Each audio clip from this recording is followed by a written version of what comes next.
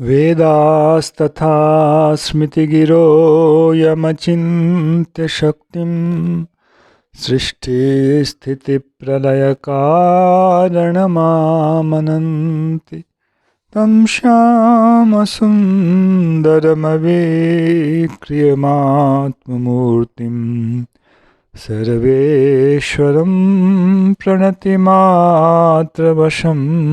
भजामः। अज्ञाननिरतिरुपैति यया विशोषं भक्तिः परापि भजते परिपोषमुच्चैः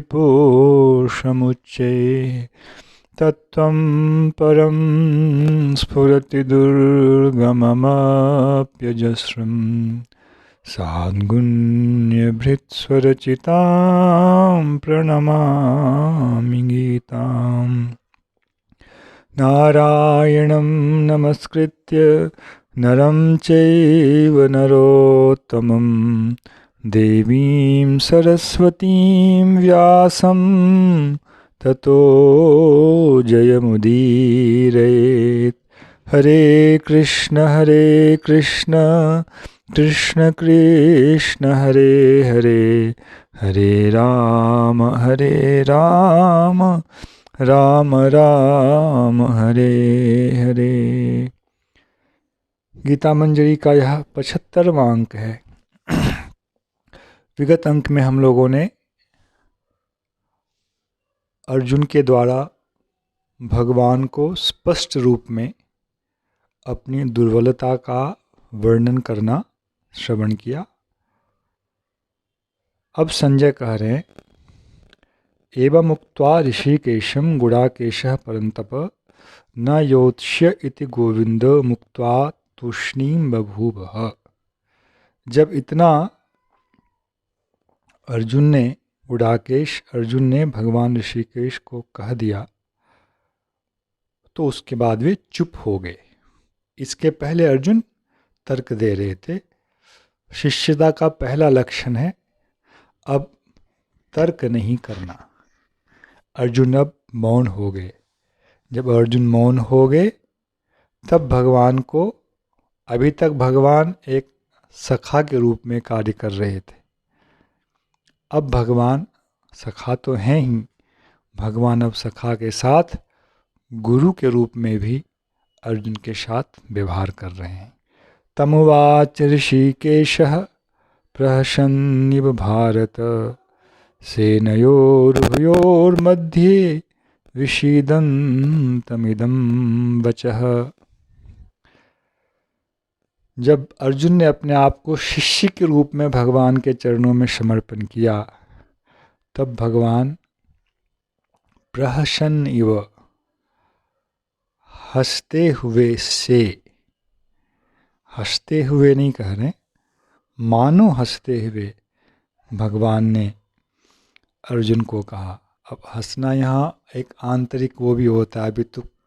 अभी तक तो मैं सखा था तो मेरे साथ तर्क कर रहे थे, अब मुझे गुरु बना लिया इसलिए भगवान हंसते हुए से कह रहे हैं।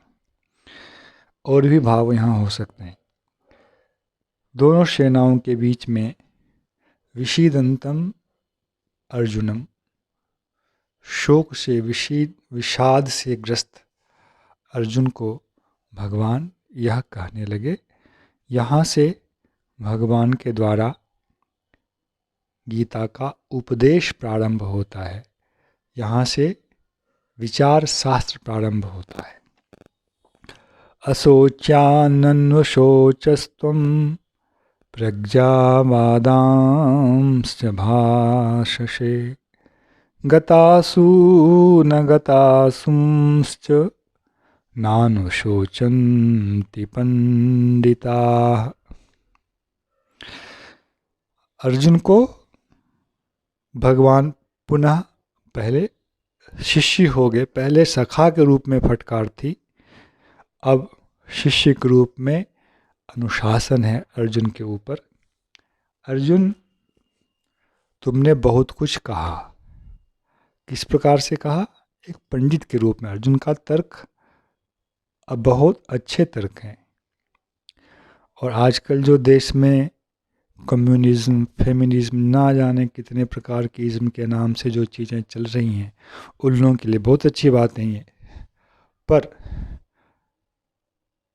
उन लोगों को यह ज्ञान नहीं होता है कि मंगल किस में है।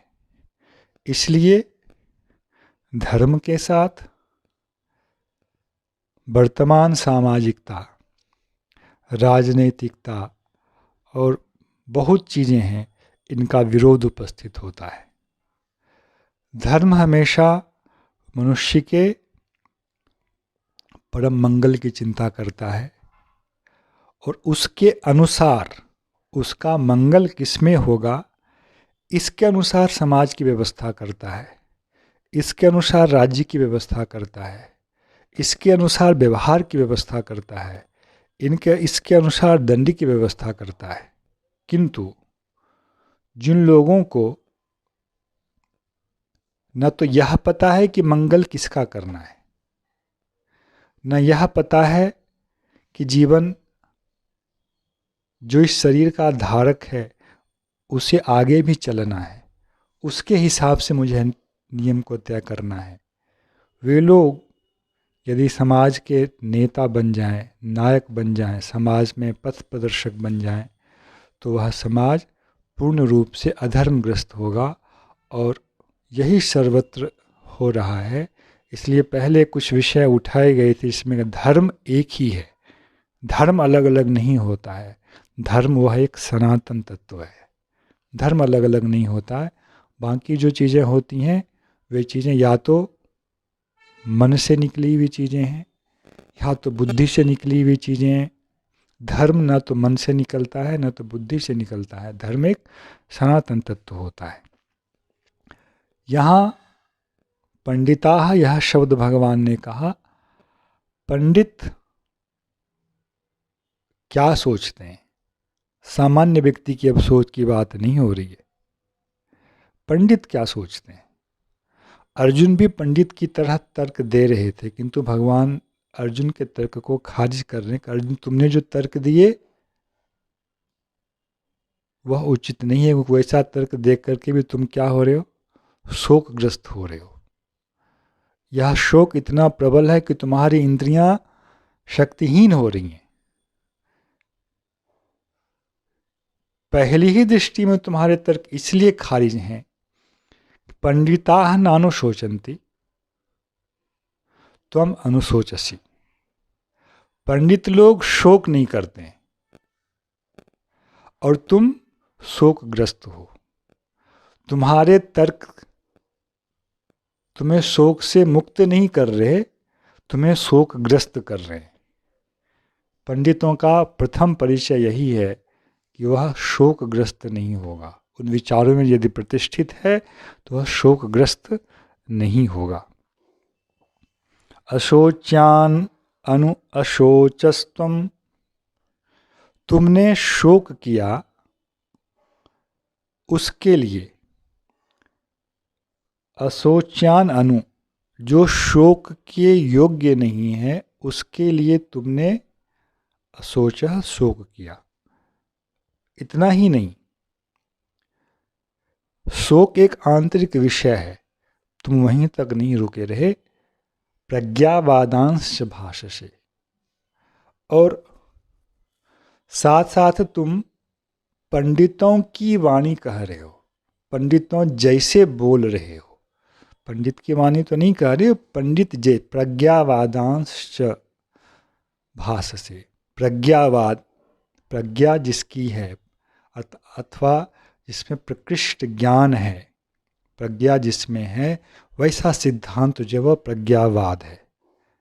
वैसे सिद्धांतों को तुम कह रहे हो, किंतु तुम्हारा ऐसा कहना इसलिए उचित नहीं है क्योंकि तुम शोक कर रहे हो। पंडित जो प्रज्ञावादी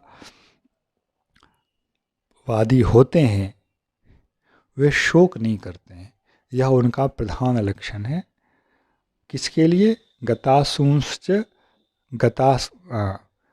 गतासून अगतासूंश्च, दो हेतु भगवान ने बताए, दो विषय बताए।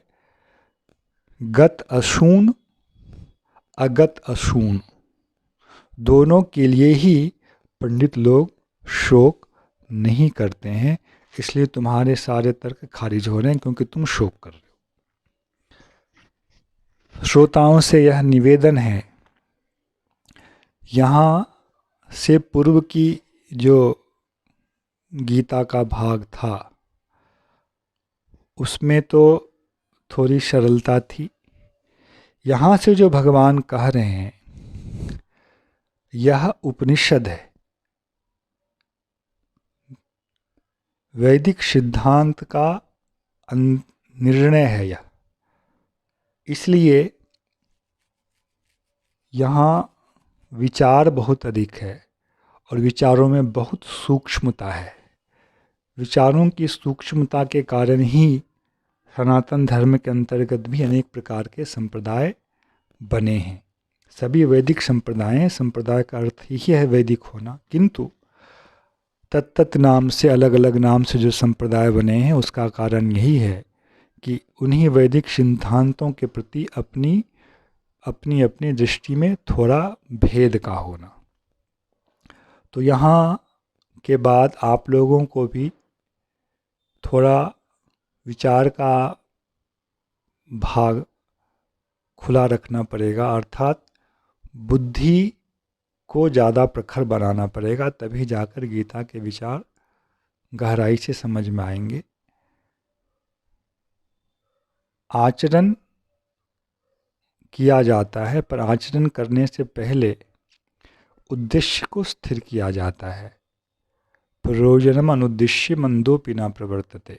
आचरण है व्यवहार करना, किंतु व्यवहार के पीछे एक उद्देश्य होता है और उस उद्देश्य को समझाना ही भगवान का अभी कर्तव्य है। उद्देश्य क्या है, यह एक सूक्ष्म रूप में विषय आ चुका है। उद्देश्य है उस स्थिरता को प्राप्त करना, उस अक्षय स्थिति को प्राप्त करना, जिसे शास्त्र में मोक्ष के नाम से कहा जाता है। परंतु मोक्ष कौन प्राप्त करेगा, हम क्या कर रहे हैं, किसके प्रति कर रहे हैं, ये बातें बहुत ही सूक्ष्म हैं जिस पर यहाँ विचार होगा। और इन विचारों से यदि आप घबराते हैं तो फिर गीता में गहराई से प्रवेश संभव नहीं हो पाएगा।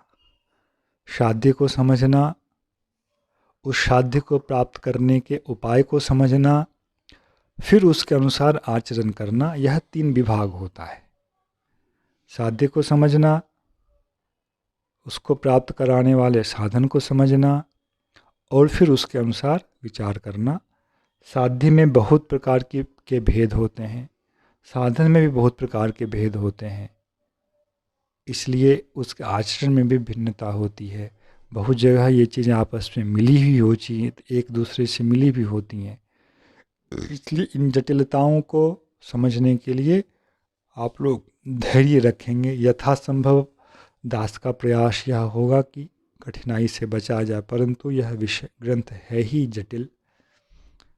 भगवान दया करें आप लोगों के हृदय में भी उनकी कृपा आए, गीता ग्रंथ को समझ पाएँ, या भगवान से प्रार्थना करें। मैं भी भगवान से प्रार्थना करता हूँ कि मुझे भी वह शक्ति प्रदान करें कि मैं आप लोगों को गीता समझा सकूँ। जय श्री कृष्ण। हरे कृष्ण कृष्ण कृष्ण हरे हरे, हरे राम राम राम हरे हरे।